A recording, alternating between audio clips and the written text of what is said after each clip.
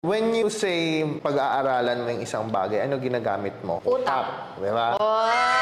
So, pagmamahal, puso. You need to know the difference of infatuation and love. Kasi is attracted ka lang sa isang tao. Kaya baka More on the physical, yan? Hindi, minsan may ganun. Yung parang personality. Sobrang infatuated na para ka nang obsessed ka na sa isang tao. So, akala mo love, hindi pala. Hindi yung wala ka man lang interaction sa isang tao, mahal mo.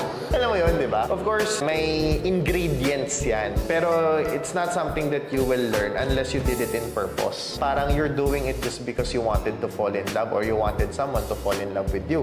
So that's something you did in purpose. Pero falling in love or yung talagang mamahalin mo yung isang tao. One factor maybe you're physically attracted. Another is gusto mo yung ugali. Pangatlo is talagang acquainted kayo.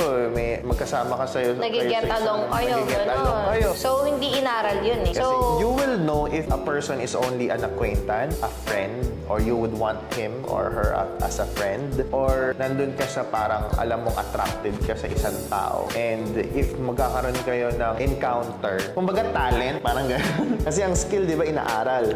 Talent, hindi. It comes natural. Yeah. So, falling in love with someone is parang, kung iahambing ko, parang talent siya na parang natural feeling.